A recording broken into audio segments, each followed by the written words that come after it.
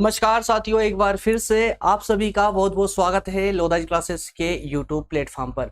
दोस्तों, BA second year के अंतर्गत समाज शास्त्र में सोशोलॉजी के सामाजिक शोध की मूल भूत अवधारणाएं अर्थात कि social concept of social research वाले इस सीरीज के अंतर्गत ये पांच लेक्चर की जो सीरीज थी एमसीक्यू फॉर्मेट वाली, दोस्तों इसके अंतर्गत सेकेंड भाग में आज लेकर के आया हूं।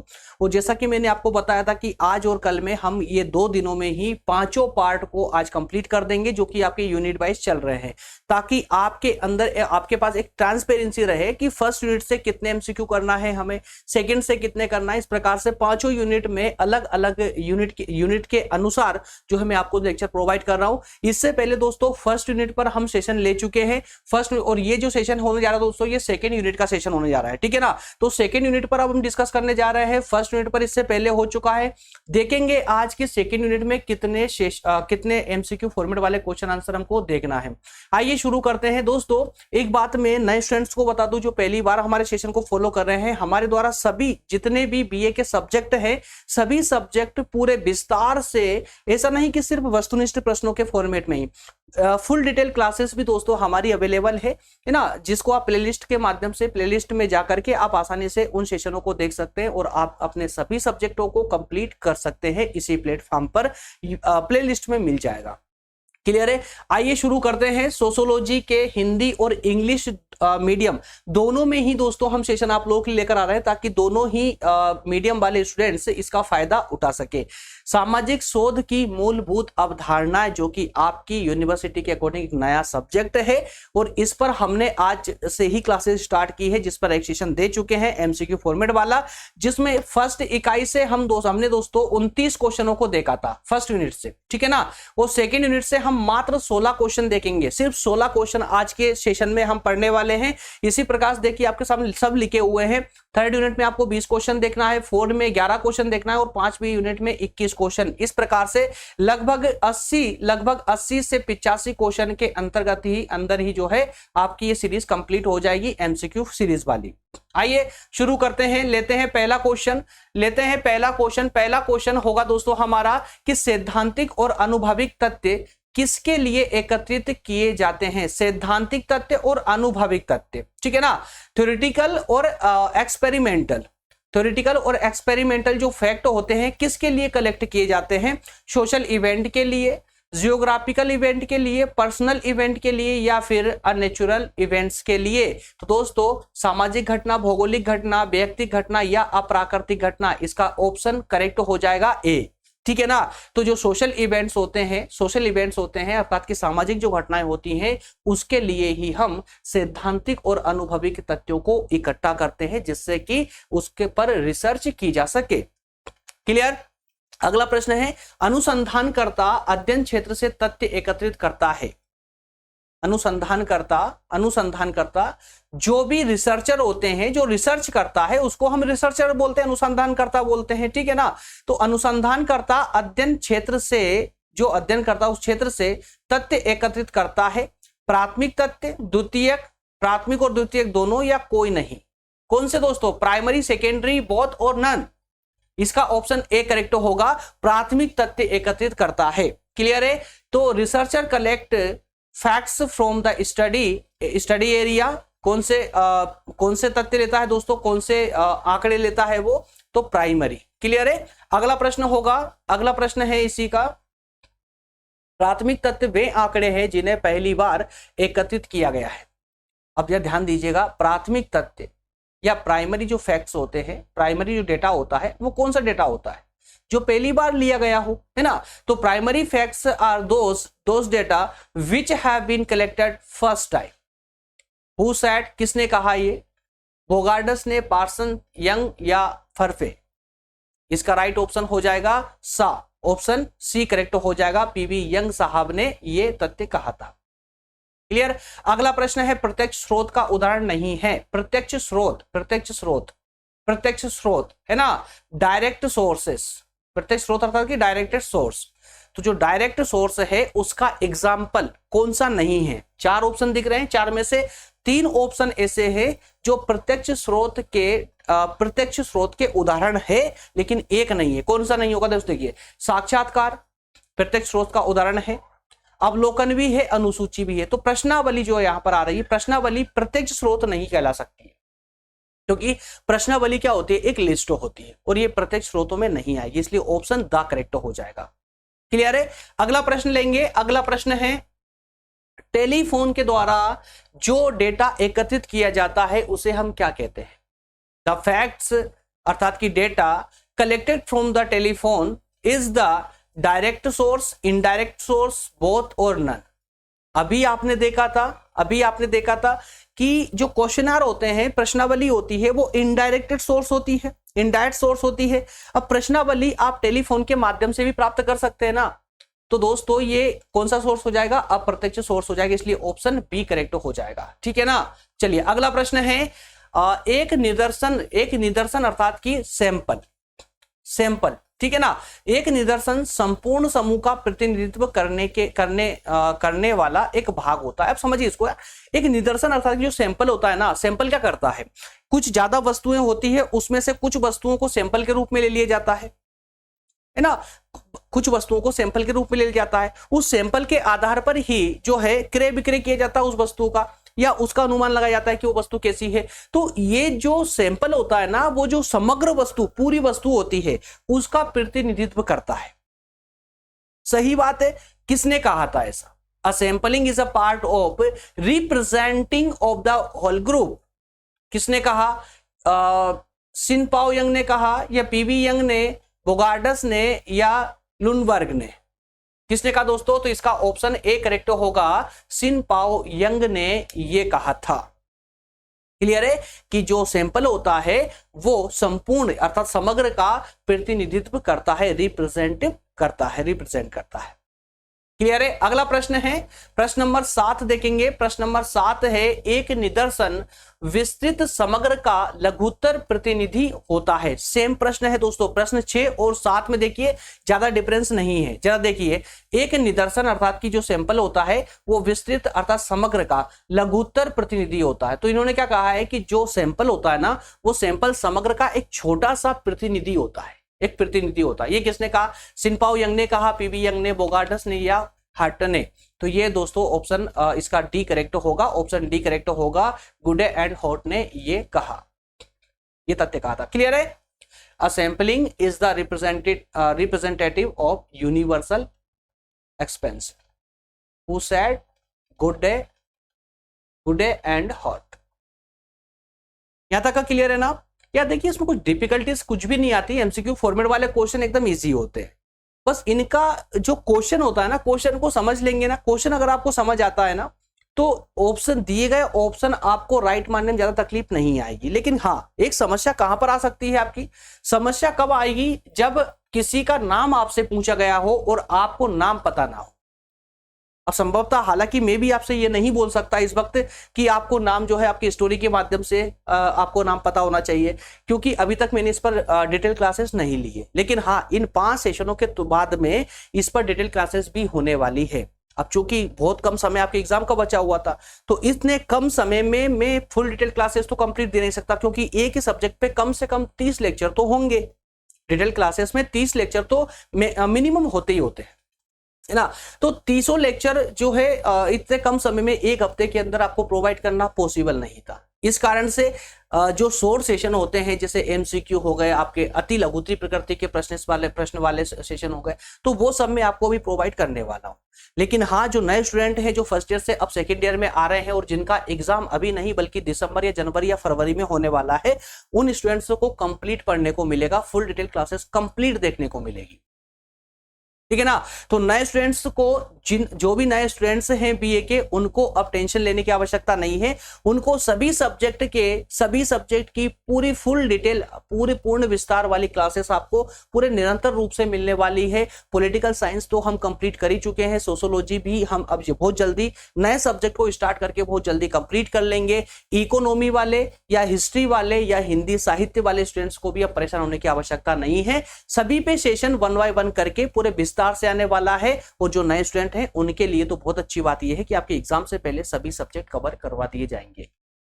वो फर्स्ट ईयर के वालों के लिए तो क्लासेस चल ही रही है, उनको तो समस्या की जरूरत है ही नहीं है। थर्ड ईयर वालों की क्लासेस मैक्सिमम हो चुकी है, कुछ बची हुई है, वो भी कंप्लीट कर ली जाएगी। चलिए बढ़ते हैं अपने अगले प्रश्न पर, अगले प्रश्न पर बढ़ते हैं। अगला प्रश्न है निदर्शन में होता है, क्या होता है? निदर्शन में जटिलता होती है या लोच होती, कठोरता होती या कुछ नहीं होता? तो in the sampling there is collectively complexity होती है, फ्लेक्सिबिलिटी होती है, रिगिडिटी होती है या नथिंग? तो दोस्तों इसमें फ्लेक्सिबिलिटी होती है। किसमें? सैंपल में फ्लेक्सिबिलिटी होती है, लोच होता है ना। मतलब सैंपल को थोड़ा बहुत चेंज किया जा सकता है।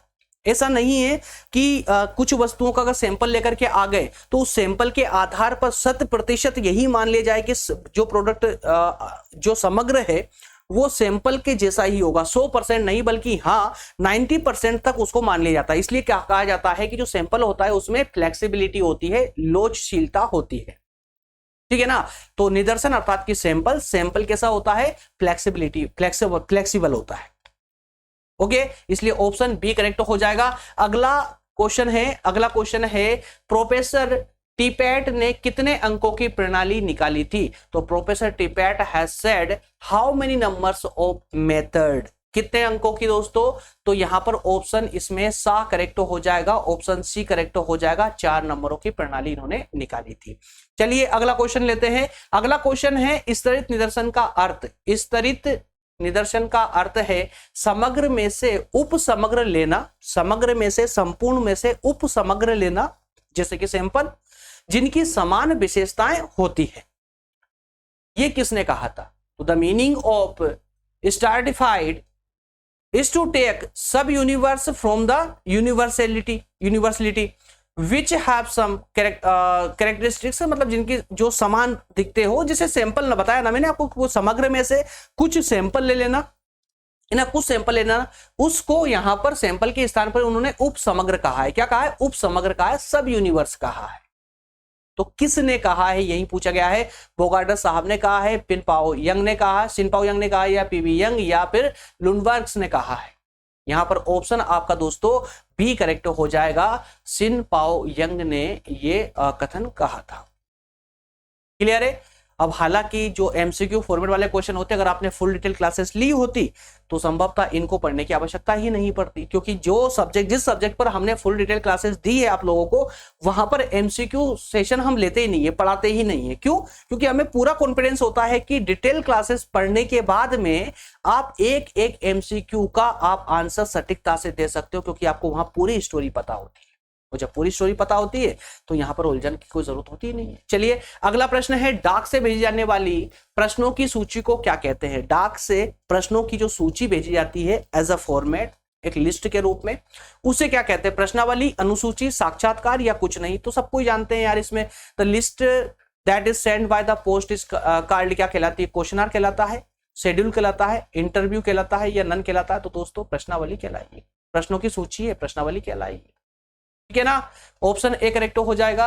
अगला प्रश्न है, प्रश्नावली विभिन्न व्यक्तियों को उत्तर देने के लिए प्रस्तुत की गई प्रश्नों की एक सूची होती है। क्या कहा गया है? प्रश्नावली जो होती है विभिन्न व्यक्तियों को उत्तर देने के लिए प्रस्तुत की गई प्रश्नों की क्या होती है? एक लिस्ट होती है, एक सूची होती है। किसने कहा था? यंग ने कहा, बोगार्डस ने कहा, विल्सन या लुनबर्ग्स ने कहा? ऑप्शन इसका बी करेक्ट होगा। बोगार्डस साहब का ही ये कथन था, बोगार्डस का ही ये कथन था, ठीक है ना। अगला प्रश्न लेते हैं। अगला प्रश्न है प्रश्न नंबर 13, प्रश्नावली प्राथमिक तथ्य संकलन का उपकरण है। प्रश्नावली प्राथमिक तथ्य संकलन का मतलब इंस्ट्रूमेंट है, किसका? डेटा कलेक्ट करने का, डेटा कलेक्ट करने का इंस्ट्रूमेंट है प्रश्नावली। तो ये कौन सा इंस्ट्रूमेंट है? डायरेक्ट है, इनडायरेक्ट है, बोथ या नन? कौन सा है दोस्तों? प्रत्यक्ष या अप्रत्यक्ष? तो प्रश्नावली हमेशा अप्रत्यक्ष तथ्य संकलन का उपकरण कहलाता है। कौन सा? अप्रत्यक्ष, ठीक है ना। ऑप्शन बी इसलिए करेक्ट हो जाएगा। चलिए अगला प्रश्न लेते हैं। अनुसूची उन तथ्यों को प्राप्त करने की एक औपचारिक विधि है जो स्थूल रूप में होते हैं। स्थूल रूप का मतलब क्या हुआ? सॉलिड होता। स्थूल का मतलब होता सॉलिड फॉर्म में, है ना, सॉलिड फॉर्म में, ठीक है ना। तो स्थूल रूप में होते हैं तथा जिन्हें सरलता से देखा जा सकता है। इस प्रकार जो कोई सॉलिड होगा तो उसको आसानी से देख सकते हैं। जैसे कि मान लेते हैं कि ये प्रेजेंटर है, भाई सॉलिड है, स्थूल रूप में है, ये सॉलिड है, आसानी से देख सकते हैं। लेकिन जो एयर है क्या वो सॉलिड फॉर्म में है? नहीं है, तो उसको क्या देख सकते हैं? एयर को, हवा को देख सकते हैं? नहीं। पानी को देखने में भी तकलीफ आती है, लिक्विड फॉर्म में होता है, लेकिन फिर भी इतना अगर बहुत दूर अगर पानी को रख दिया तो पानी क्लियरिटी के साथ में नहीं दिखता है, लेकिन अगर सॉलिड फॉर्म में कोई वस्तु होगी तो उसको आसानी से देख सकते हैं। यही कथन तो यहाँ पर कहा गया। देखिए, अनुसूची उन तथ्यों को प्राप्त करने की एक औपचारिक विधि है जो स्थूल रूप में होते हैं।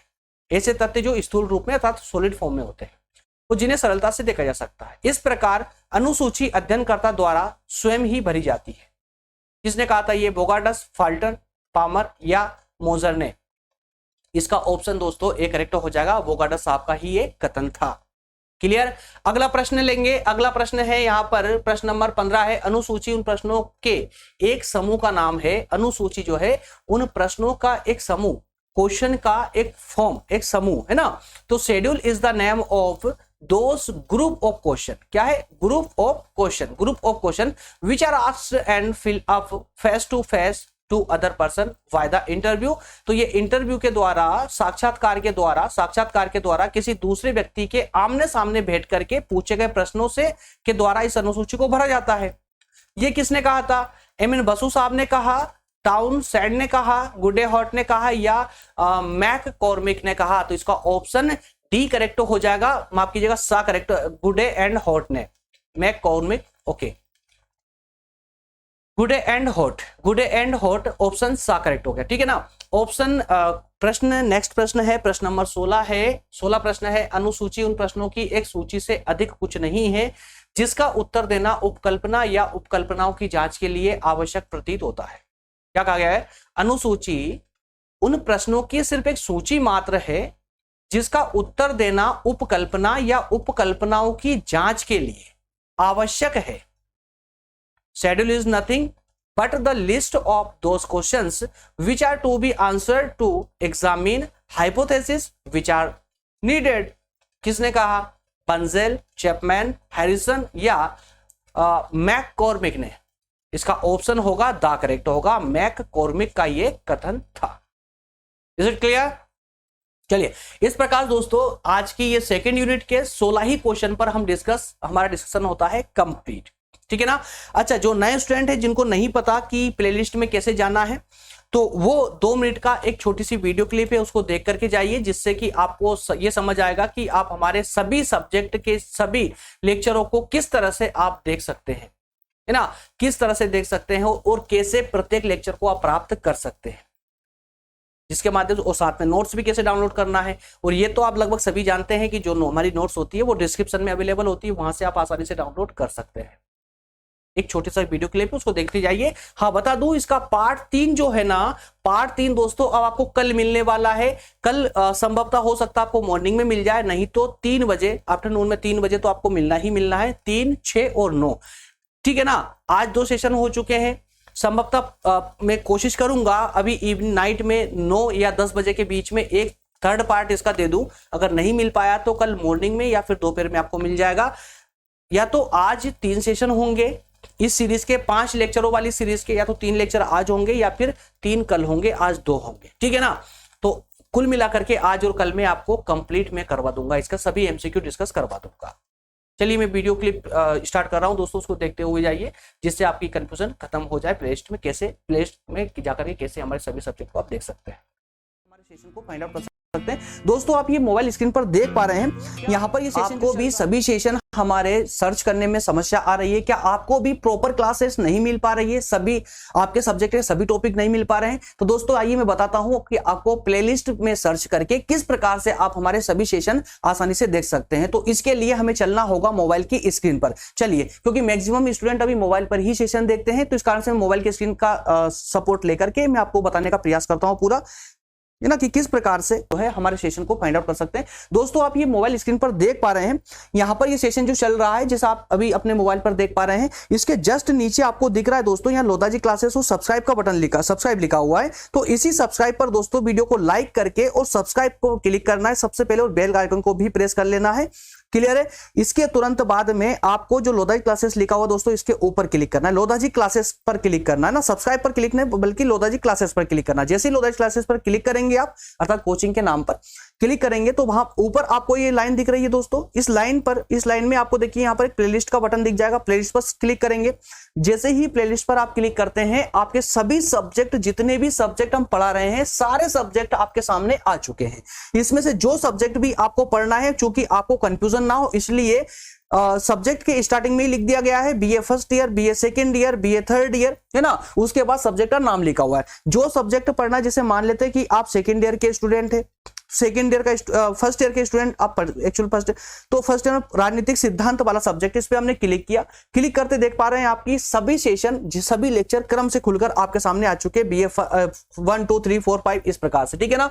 नोट्स भी आप आसानी से, जो सेशन आप अभी देख रहे हैं उसी के डिस्क्रिप्शन में जाएंगे आप लोग। डिस्क्रिप्शन यहां से ओपन होती है, बहुत से स्टूडेंट को पता नहीं है। यहां पर आप क्लिक करेंगे, जैसे ही क्लिक करेंगे तो देखिए डिस्क्रिप्शन खुलकर आपके सामने आ चुकी है, डिस्क्रिप्शन खुल के आपके सामने आ चुकी है।